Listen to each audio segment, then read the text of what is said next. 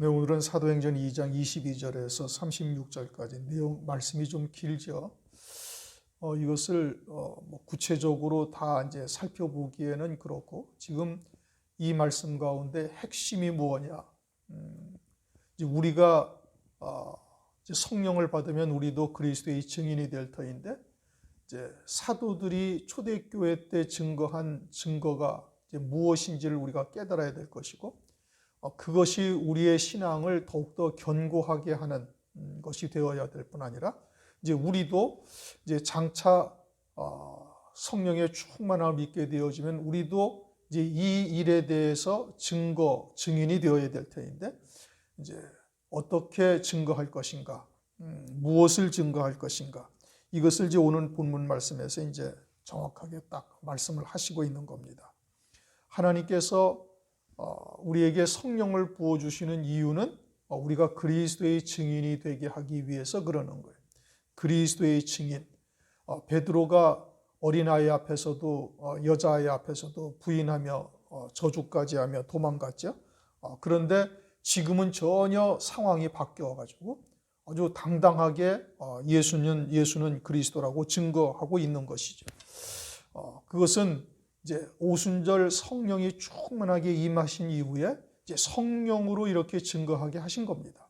마찬가지로 우리도 이제 마지막 때 지난 시간에 상고한 것처럼 2장 18절 이하에 내가 내 영으로 남종과 여종들에게 부어주리니 저희가 예언할 것이요.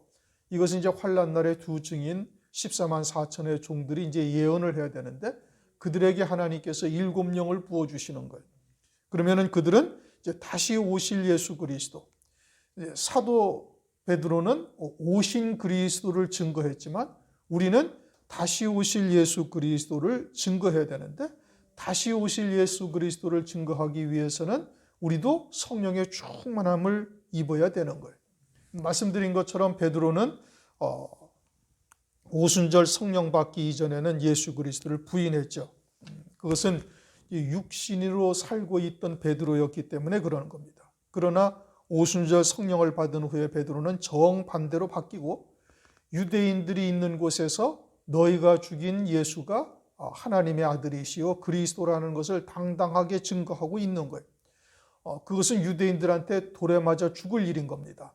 당신들은 살인자라고 말하는 것과 다를 바가 없고, 당신들은 성육신하신 그리스도를 십자가에 매달아 죽인 하나님의 백성으로서 도저히 감당할 수 없는 일들을 한 존재들이라고 외치고 있는 것인데, 그것은 이전의 베드로를 생각한다면 도저히 있을 수 없는 행동을 하고 있는 거예요. 그러니까 이것은 베드로가 하는 일이 아니고 성령께서 그를 통해서 하나님의 일을 하고 계시는 거예요. 마찬가지로 우리들도 장차 환난이 닥치거나 또는 오늘날도 역시 마찬가지로 하나님의 말씀을 증거하기 위해서는 사람의 지혜나 지식으로서는 절대 증거를 할 수가 없는 겁니다. 성령의 충만함을 입어야 될 것이고, 성령께서 나를 통해서 이렇게 증거하게 하실 때 놀라운 역사가 나타나게 된다라는 것을 우리에게 보여주시고 있는 겁니다. 그러면 베드로만 이렇게 변했느냐? 베드로만 이렇게 변한 것이 아니라 오늘 읽지는 않았지만 37절을 보면 이렇게 말해요. 유대인들이 저희가 이 말을 듣고 마음에 찔려 베드로와 다른 사도들에게 물어가로되 형제들아 우리가 어찌할꼬. 자, 지금 베드로는 돌에 맞아 죽을 것을 각오하고 너희가 십자가에 못 박아 죽인 예수가 하나님의 아들이시요 하나님이시요 그리스도라고 지금 증거하고 있는 거예요. 유대인들 너희들은 살인자다 이겁니다. 살인자도 그것도 그냥 살인자가 아니라 성육신하신 하나님을 갖다가 십자가에 못 박아 죽인 이와 같이 엄청난 죄를 지은 존재들이라 라고 지금 외치고 있는데, 그러면 유대인들이 어떻게 해야 돼요? 아니 이런 자기들이 정죄하여 예수님을 갖다 십자가에 못 박아 죽일 때는 하나님의 이름으로 죽인 것이고 자기들이 보기에는 전혀 자신들이 잘못한 것이라고 생각하지 않고 있는 거예요. 그런데 베드로가 이렇게 외치자 저희들이 마음에 찔려 형제들아 우리가 어찌할꼬 라고 회개하는 이와 같은 역사는 성령으로 아니고서는 이것도 있을 수가 없는 일인 거예요. 그러니까 베드로에게 성령께서 강권적으로 역사하셔서 막 두렵고 육신의 목숨이 그냥 위경에 달하자 손바닥 뒤집듯이 뒤집었던 베드로를 아주 강하고 담대한 자가 되어져서 그리스도를 증거하게 할 뿐 아니라 그리스도를 증거한 것이죠. 그 말씀을 들은 유대인들도 성령께서 역사하셔서 그들로 하여금 이와 같이 회개하게 하는 역사가 나타났다 이겁니다. 그러면은 환난 날에 이와 같이 남종과 여종들에게 내용을 부어주셔서 그들로 예언하게 하실 때에도 똑같은 역사가 또다시 나타나게 되어질 것을 그림자로 우리에게 보여주시고 있는 거예요.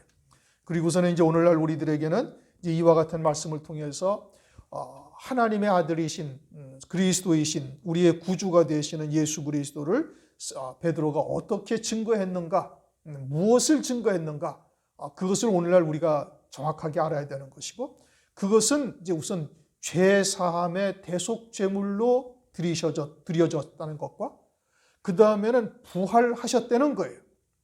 부활하셔도 그것이 그냥 부활로 끝나는 것이 아니라 하나님 보좌 우편에 앉으셨으니 그분이 곧 하나님이시다, 이런 의미인 겁니다. 그러니 이와 같은 것을 우리도 이미 다 알고 있는 일이지만 우리가 이제 보다 더 정확하게 하나님의 말씀을 통해서 그 근거를 우리가 깨달아야 될 것이고, 이제 우리도 하나님의 말씀을 전하는데 그리스도의 증인이 될 때 이제 이와 같이 증거해야 되는 거예요.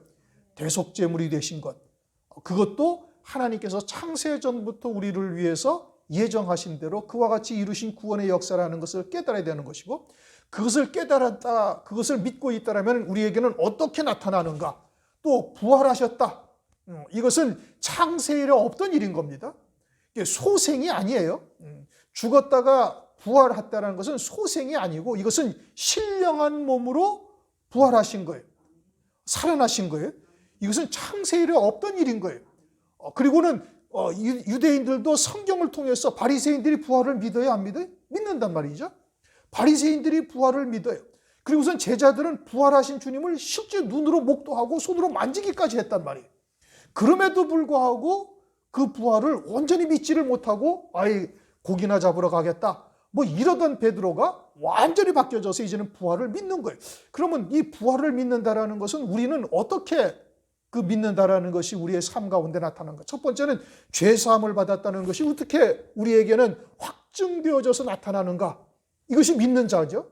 그 다음 부활을 믿는 자는 어떻게 우리에게 우리의 삶 가운데 나타날 것인가. 그 다음에는 보좌 우편 영광 중에 계신 주님이다, 하나님이시다 이겁니다. 그것으로 말미암아 그분은 성육신하신 하나님이요 그리스도요 우리의 구주가 되신다고 지금 증거하고 있는 겁니다. 그러니 그것을 우리도 믿는가? 믿는다면 우리의 삶 가운데서는 그것이 어떻게 나타나는가? 이런 것이 우리가 이제 봐야 할 주안점이 되는 겁니다. 22절, 이스라엘 사람들아 이 말을 들으라. 너희도 아는 바에 하나님께서 나사렛 예수로 큰 권능과 기사와 표적을 너희 가운데 베푸사 너희 앞에서 그를 증거하셨느니라. 뭐 이것은 구체적으로 여러 가지로 구체적으로 설명할 필요도 없죠. 우리가 성경에서 수없이 많이 본 겁니다. 하나님만이 하실 수밖에 없는 이적들을, 표적들을 주님이 보여주신 거예요. 불확무식한 주님이 유대인들이 보기에는 하나님의 말씀을 아주 이제까지 듣지도 못한 권세 있는 말씀으로 유대인들에게 증거하실 뿐 아니라 이제는 창세 이래 없던 표적을 주님이 이제 수없이 많이 보여주신 겁니다. 그래서 증거하셨다라고 말씀하고 있는 거예요. 23절, 그가 하나님의 정하신 것과 미리 아신 대로 내어준 바 되었건을 너희가 법 없는 자들의 손을 빌어 못 박아 죽였으니. 하나님의 정하신 뜻은 뭐예요? 자기 백성들의 구원입니다. 그 뜻을 에베소서 1장 4절, 3절, 4절을 보면 우리에게 하늘의 신령한 복을 복주시려고 창세전에 그리스도 안에서 우리를 구속하실 뜻을 미리 정하신 거예요. 그리고서는 성육신 하셔서 이제 죄를 그대로 다 짊어지시고 대속죄물이 되게 하심으로 속죄 구원을 이루신 겁니다.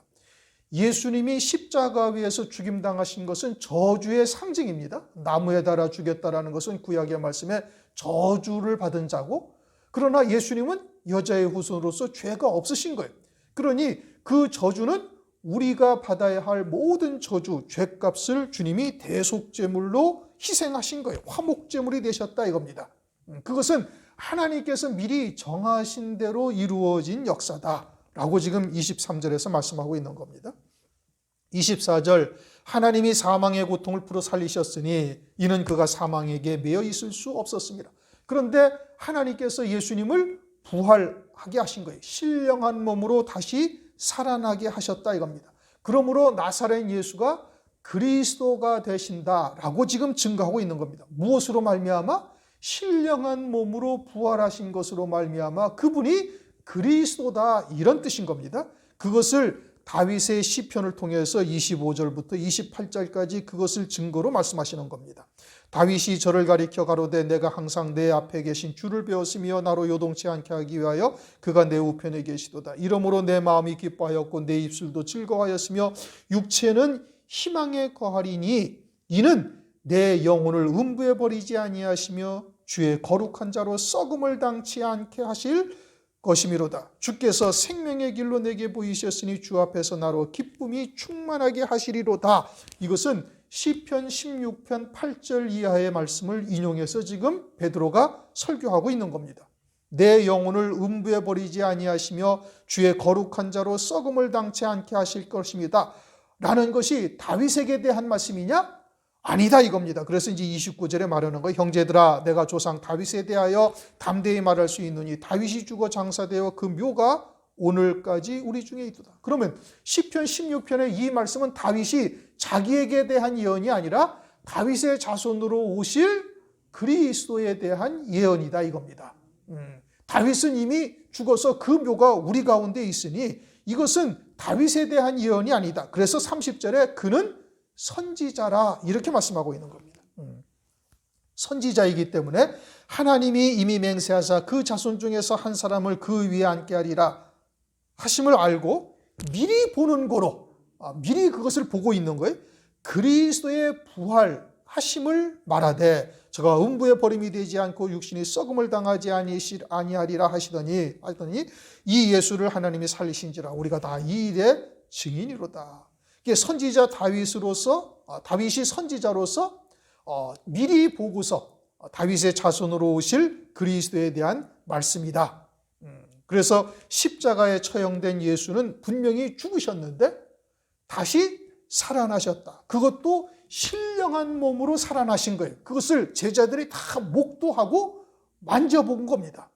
40여일 동안 주님께서 제자들에게 나타나셔서 신령한 몸, 영이 아니라 신령한 몸으로 나타나셔서 먹기도 하시고 그리고 제자들과 이야기도 하신 거예요. 그러니 천지 창조 이후에 죽은 자가 다시 이와 같이 신령한 몸으로 살아난 역사가 전혀 없는 거예요. 그러니 이제까지 보지도 못하였고 상상조차 할 수 없는 일인데 아주 이와 같은 일들을 지금 베드로가 증거하고 있다 이겁니다. 그것은 성령으로 아니하고서는 있을 수가 없는 일이고 그런데 그것이 시편에 이미 예언된 말씀이요. 그 예언된 말씀이 성취되었다. 이것은 다윗에게 대한 예언이 아니다 이겁니다. 그러니 다윗은 이미 죽어서 그 무덤이 우리 가운데 있으니 다윗이 다윗의 후손으로 오실 그리스도를 미리 보고 그 부활하심을 말하였다라고 지금 이야기를 하고 있는 겁니다. 그것은 그 당시로서는 가히 청천벽력 같은 말인 겁니다. 이제까지 상상도 할 수 없는 일이요. 부활 또는 영생이라는 단어는 들어보기는 했지만 그러나 어느 누구도 이것을 깨닫거나 실감할 수도 없었던 일이죠. 그런데 베드로가 이와 같이 증거하는 것은 오직 성령으로만 이와 같이 증거할 수가 있는 것이죠. 그러면서 32절 우리 이 예수를 하나님이 살리신지라 우리가 다 이 일의 증인이로다.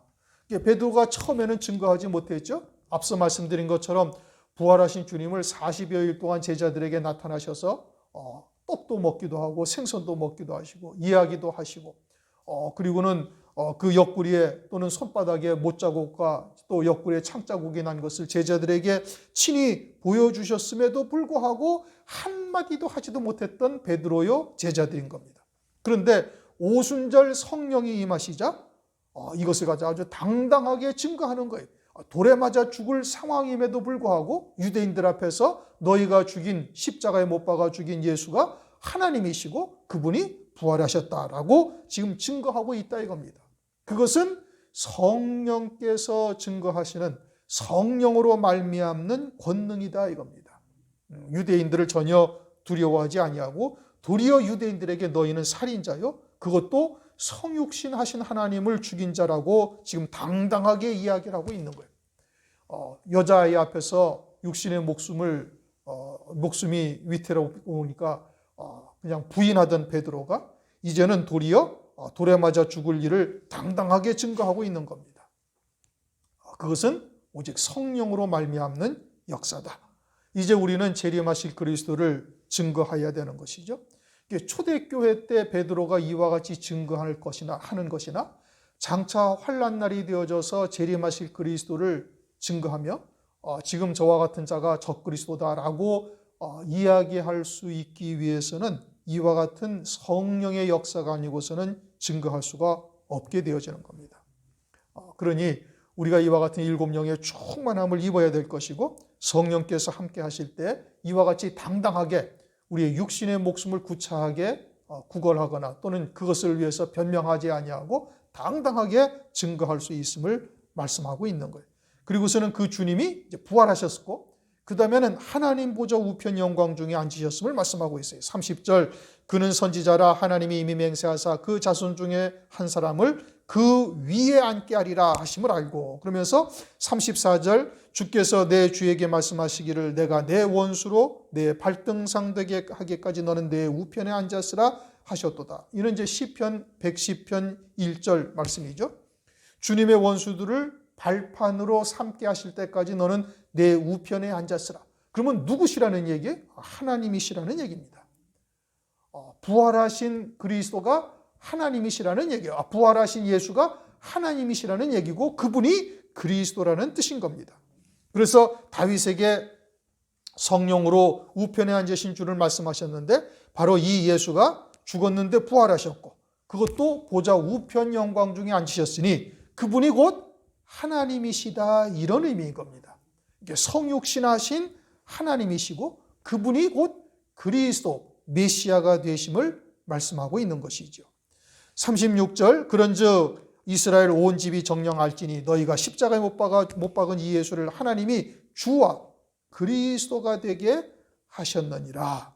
유대인들이 예수님을 십자가에 못 박아 죽인 것은 죄인임을 명백히 한 것이고 저주를 받은 자라는 것을 확실하게 하신 것이고 그것은 예수님이 죄인이요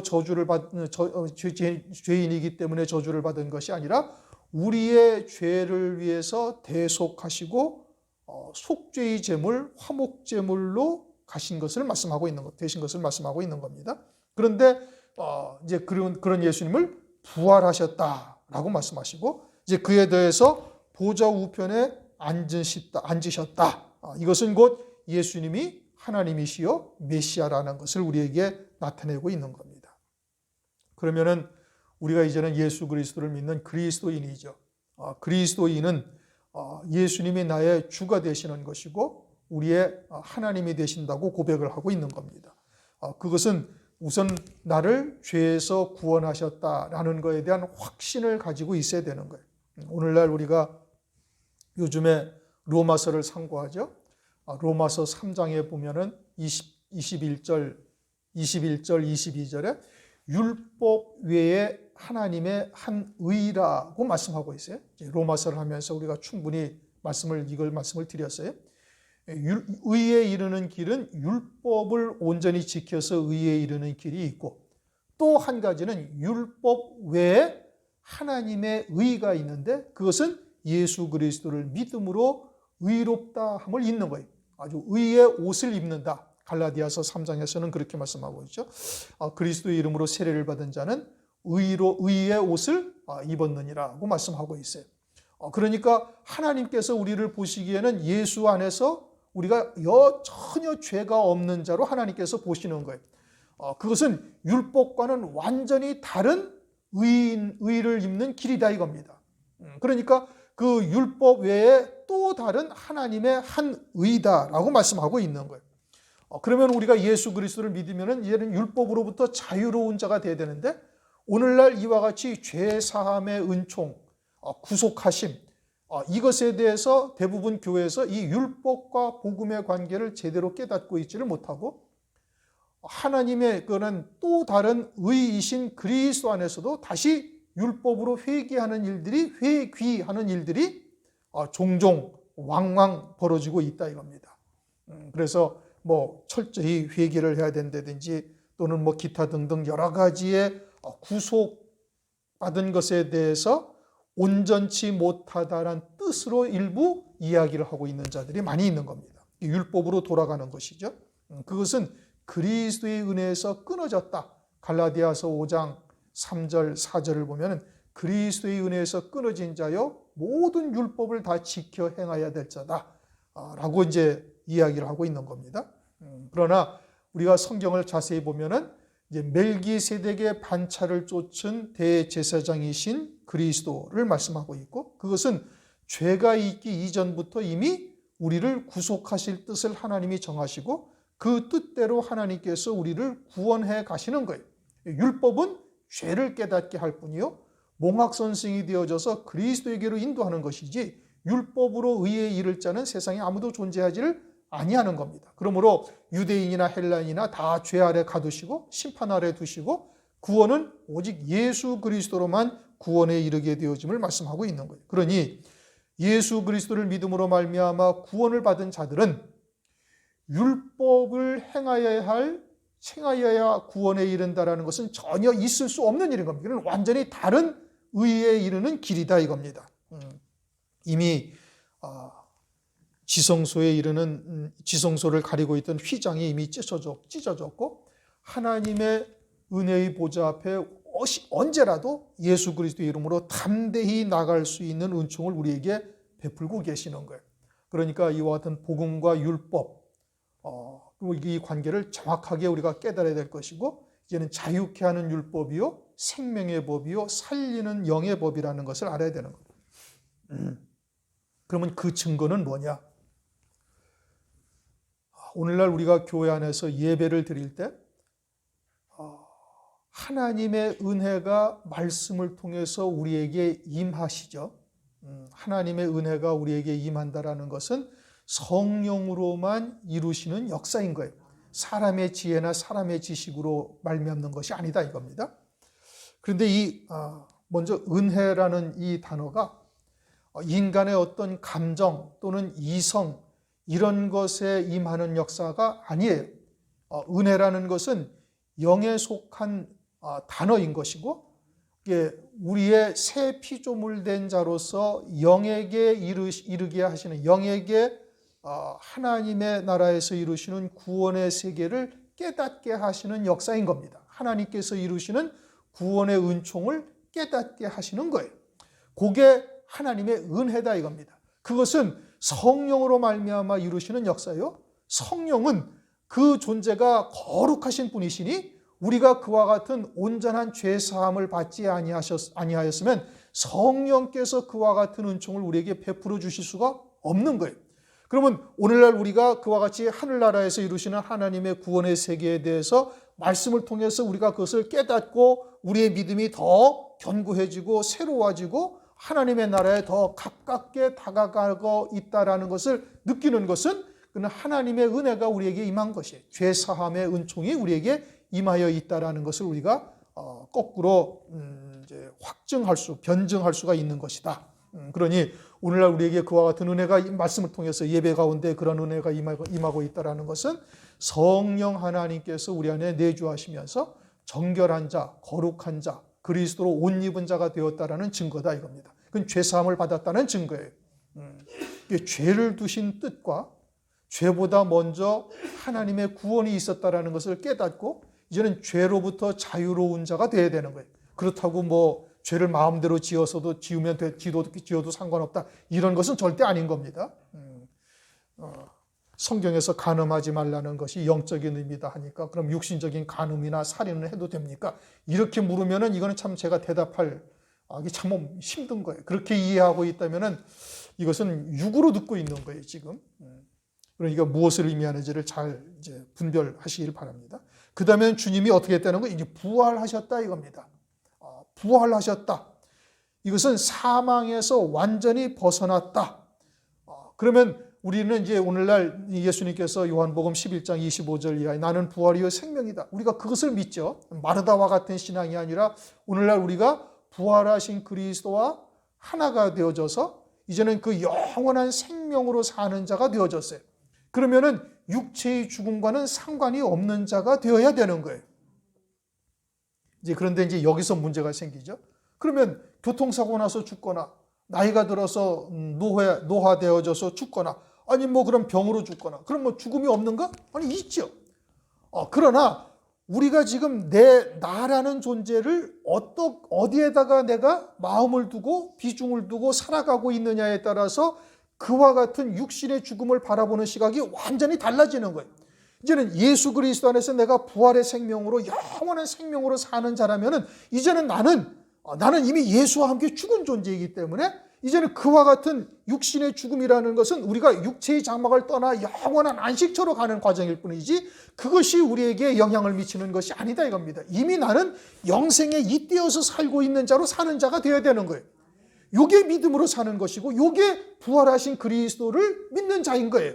우선은 죄 사함을 받았다라는 것을 믿는 자로서 내게 그 증거가 있어야 될 것이고 그 다음 나로서는 이제 부활하신 그리스도 안에서 믿음으로 살고 있는 자라는 존재로서의 삶의 모습이 나를 통해서 나타나줘야 되는 거예요. 무슨 얘기인지 이해가 되셨어요? 그러니까 내가 이와 같은 그럼 세상이 그럼 육체에 속한 것에서 우리는 그럼 이제 영향을 받지 아니하는 자로서 살아갈 수 있어야 되는 겁니다. 믿음으로. 그래서 각자의 믿음에 따라서 그렇게 나타나는 믿음의 열매는 다를 수는 있어요. 그러나 작은 것에서부터 우리가 그와 같은 믿음의 열매가 나타나줘야 되는 거예요. 이게 육체를 육신의 환경이나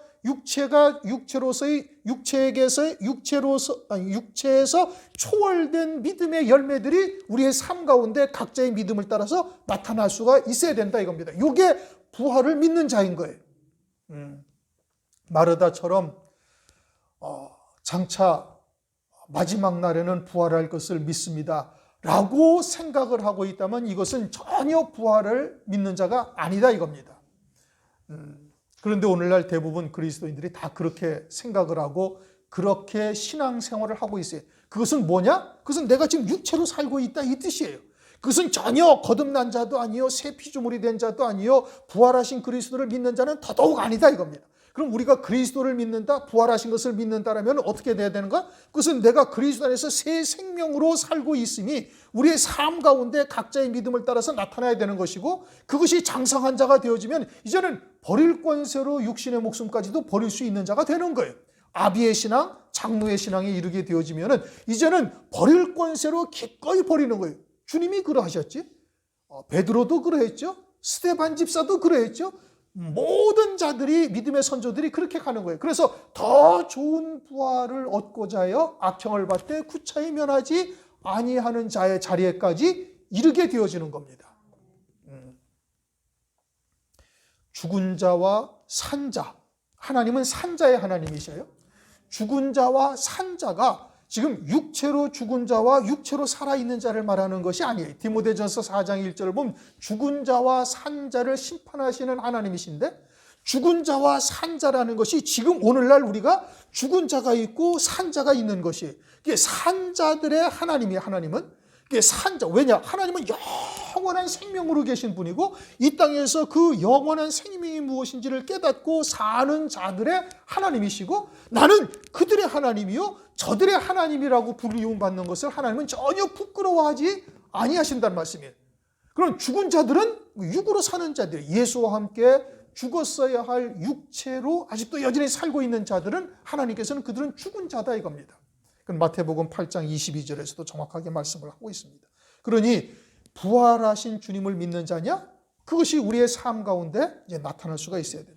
다음은 보좌 우편 영광 중에 주님께서 계시죠. 그것을 믿는 자라면 주님과 함께 나도 보좌 우편 영광 중에 있다라는 것을 믿어야 되는 것이고 그 증거가 뭐예요?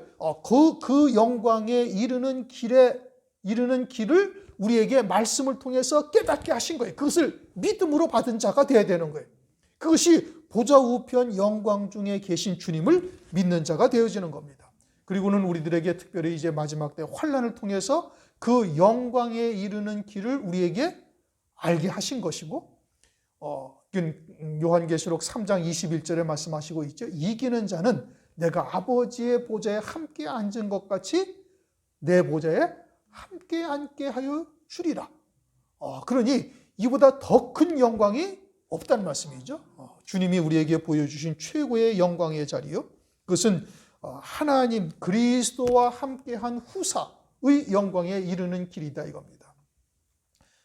그러니 그와 같은 영광을 우리에게 말씀을 통해서 깨닫게 하셨으니 이제 그와 같은 영광의 소망을 우리가 믿음으로 이제 세상의 것들을 다 버릴 수 있는 자가 되어야 되는 겁니다.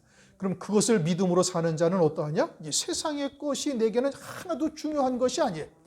세상의 것은 잠시 있다 사라질 것들 뿐이고 하늘나라의 영광은 영원한 영광이니 밭에 감추인, 마태복음 13장에서 그 비유를 하시죠. 밭에 감추인 보화를 찾은 자는 자기의 모든 소유를 팔아서 그 밭을 사고, 그것은 뭐죠? 우리 안에 영원한 생명이 있다는 것을 깨달은 자인 것이고, 그 다음에는 이제 극히 값진 진주 딱 하나밖에 없는데 그 값진 진주를 발견한 자는 자기의 모든 소유를 팔아서 이제 그 진주를 사는 거예요. 그 진주, 극히 값진 진주 하나는 하나님 보좌 우편 영광 중에 이르게 되어지는 예루살렘 성의 진주문이죠. 그 문을 얻게 되어지는 것을 말씀을 하고 있는 겁니다. 그러한 자들은 세상 것에 연연해하지를 않습니다. 주님은 우리의 속죄의 제물로 돌아가신 거예요. 그에 대한 확고한 믿음의 증거가 우리 안에 있어야 되는 것이고, 부활하셨고 보좌 우편 영광 중에 계시는데 그에 따른 믿음의 열매들이 우리의 삶 가운데 나타날 수가 있어야 되는 겁니다. 33절 하나님이 오른손으로 예수를 높이심에 그가 약속하신 성령을 아버지께 받아서 너희의 보고 듣는 이것을 부어주셨느니라. 그게 오순절 성령의 충만함을 받았죠. 성령의 충만함을 받고 한 일이 뭐예요? 하나님의 큰 일을 증거한 거예요. 예수를 증거한 거예요. 하나님의 구원의 역사를 증거한 겁니다. 그러면 마지막 때 우리는 무엇을 증거해요? 하나님의 구원의 역사를 증거하는데 그것은 오실 그리스도를 증거하는 것이고 환난을 통해서 이루실 하나님의 구원의 뜻을 전하는 자가 되어야 되는 거예요. 오늘날도 이 마지막 때 우리가 그와 같은 성령의 역사가 있을 것을 이미 이제 일곱 영이다라는 단어로서 우리가 이제 상고를 했죠. 일곱 영, 그 일곱 영으로서 충만함을 받는 자들은 그럼 누구냐? 환난 날에 받게 되어질 남종들과 여종들에게 부어질 일곱 영, 또 순교할 성도들도 역시 마찬가지로 일곱 영으로 충만함을 받아야 되는 거예요. 그런데 성령은 요한일서 5장 7절에 뭐라고 말씀하셔요? 진리다 이겁니다. 진리. 말씀이 하나님이시고 하나님은 영이시니 하나님의 말씀이 곧 영이 되시는 것이죠. 그러면은 환난 날에 증거할 하나님의 말씀이 있는 자들, 진리, 환난 날의 진리는 환난을 통해서 이루실 구원의 말씀이 진리이고 그 말씀이 있는 자들에게만 일곱 영으로 역사하시는 거예요. 오순절 날의 증거는 진리는 나사렛 예수가 그리스도라는 것이 진리였어요. 나사렛 예수가 그리스도라는 것이 진리. 그것을 증거하는 거예요, 지금. 그럼 환난 날에 증거할 진리는 뭐냐? 그것은 환난을 통해서 이루실 말씀, 즉 때에 따른 말씀으로 요한계시록과 기타 등등 그와 같은 말씀들이 환난 날에 증거할 말씀인 것이고 그 진리의 말씀인 것이고 그 진리의 말씀을 쫓아 하나님의 일곱 영으로 역사하셔서 넉넉히 환난을 이길 수 있도록 하시는 겁니다. 이제 그 말씀을 통해서 우리가 이제 산제사, 산제물로 사는 자가 되게 하시다가 환난 날에 실제로 산제물로 드려지게 하는 것이죠. 그러므로 환난을 통해서 이루실 구원의 말씀을 듣지 못한 자들은 환난을 절대 이길 수가 없습니다. 다시 말하면 요한계시록을 통해서 하나님의 구원의 뜻을 깨닫지 못한 자는 환난 날의 순교는 있을 수도 없는 일이요. 그것은 환난 전에 이미 어린 양의 생명책에 농명된 자들만 그 구원에 이르게 되어지는 겁니다. 그래서 이와 같은 일에 우리가 다 증인이다. 32절 그렇게 말씀하고 있죠. 이 일에 우리가 다 이 일의 증인이로다. 초대교회 때는 120명의 성도들이 증거하는 것이고, 마지막 때는 이와 같이 재림하실 그리스도를 증거하는 자들이 되어야 되는데, 그들은 이처럼 부활하신 것, 대속 제물이 되신 것, 그리고 보좌 우편 영광 중에 계신 주님인 것을 똑같이 증거하는 겁니다. 단지 더한 것은 때에 따른 말씀으로 환난을 통해서 이루실 구원의 말씀을 증거할 때, 가지고 있을 때, 그와 같은 말씀을 우리가 믿음으로 살아갈 때 일곱 영으로 충만케 하셔서 주님의 증인으로서 쓰임받는 역사가 있게 되는 것이죠. 오늘은 22절부터 36절 말씀, 초대교회 때 성령의 충만함으로 그들이 증거한 것이 무엇이고, 그것은 오늘날 우리들이 믿음으로 받아서 살아가고 있어야 될 것과, 이제 장차 환난 날에 우리가 어떻게 해야 그와 같은 증거하는 자가 될 것인가, 이것에 대해서 우리가 상고를 했습니다. 기도하시겠습니다.